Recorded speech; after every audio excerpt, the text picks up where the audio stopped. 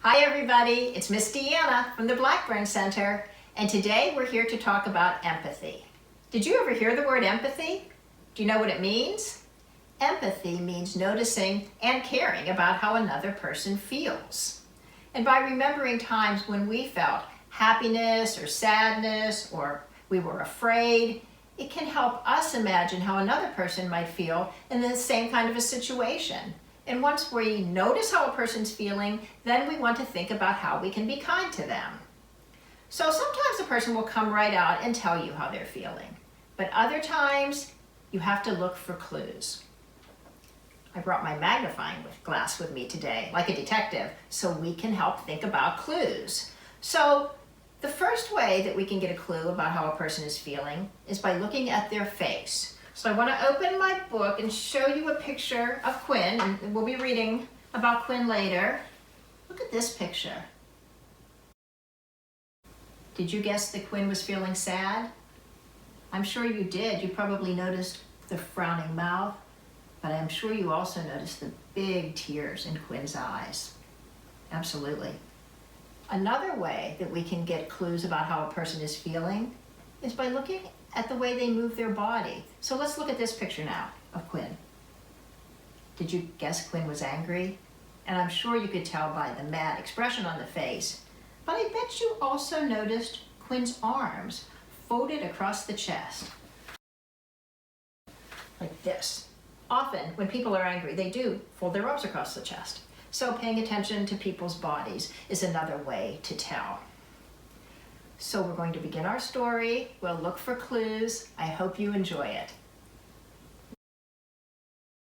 You, Me, and Empathy by Jayneen Sanders, illustrated by Sophia Cardoso.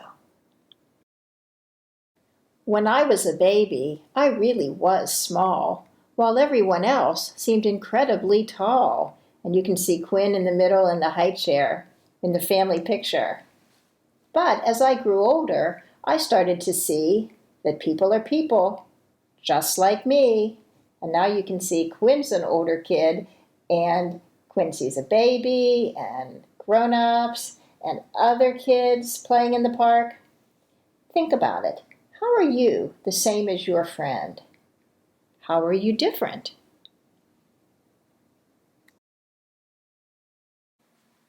Sometimes I'm happy. There's the smiling face, the eyes scrunched up.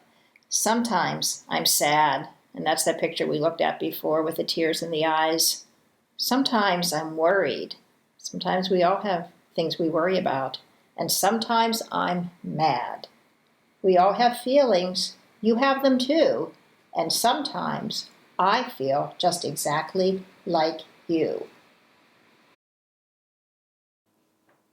When my mother was sick with a tummy bug, I knew that she needed a big, snuggly hug.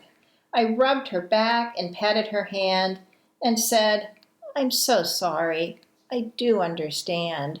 Wonder how Quinn understood what to do." For once, I was sick with a terrible flu. I sneezed and I sputtered, but what could I do? My mother said softly while patting my hand, "My dearest of dears, I do understand."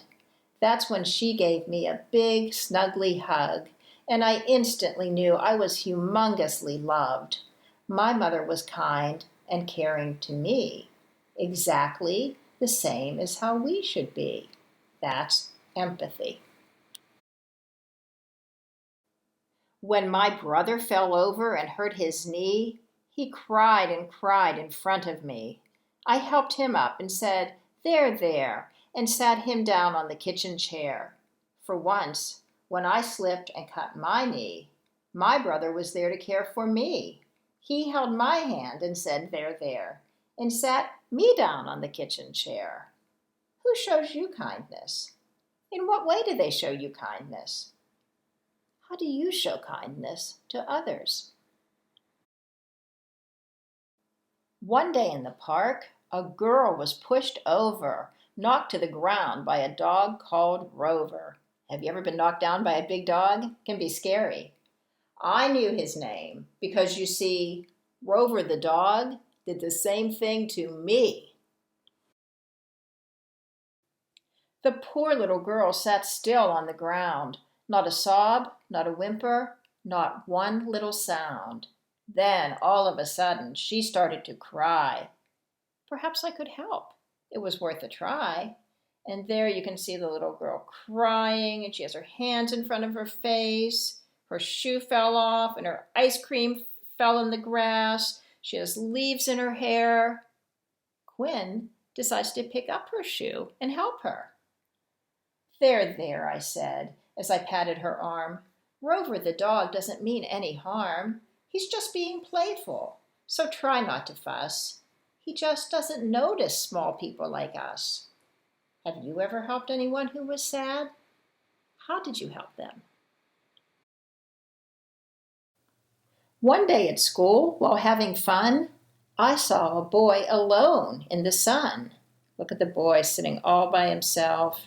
He looked sad and lonely. No one came over and said, "Let's play." I could see he was sad. He was not okay. So I left my friends and over I ran and asked if he'd like to play in the sand. His smile was huge, enormous, and wide. It gave me a warm, fuzzy feeling inside.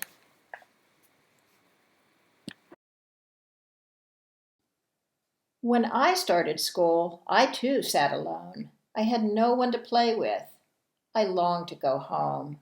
Then a girl called Abby ran over to me and asked me to play near the old oak tree.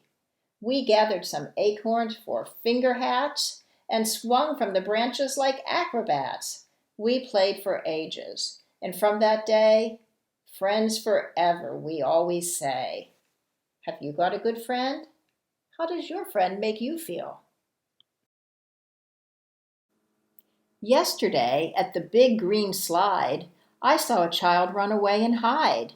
"Come back," said her dad. "Just give it a try. This slide is not so terribly high." But look at the little girl. Can you see her face? She looks like she's getting ready to cry, and she's holding on so tightly to the pole. She's afraid to slide down. So up she climbed to the very top. "Slide down," he said. "I'll help you to stop." But there she sat, and there she stayed, wanting to move, but too afraid. I knew just how this girl was feeling. Worried and scared, her head was reeling. For when I was little, I sat at the top, terrified that I wouldn't stop. So now Quinn has some advice for the girl. "You can do this," is what I said. "You're braver than you think. It's all in your head. The more and more brave things you do, the easier it becomes for you." Look, the girl took Quinn's advice. "I am really brave," the girl shouted down. And whoosh! Before we knew it, she was on the ground. Look how proud she looks of herself. Have you ever felt scared? What happened? So when someone's hurting or worried or sad, remember those feelings I'm sure you've had. Say kindly with care, "I understand, I do," because sometimes I feel just exactly like you. The end. Thank you for listening to our story about empathy. Did you remember how to look for clues? Maybe today, when you're with family or friends, you can look for clues and try to figure out how they're feeling. Thank you.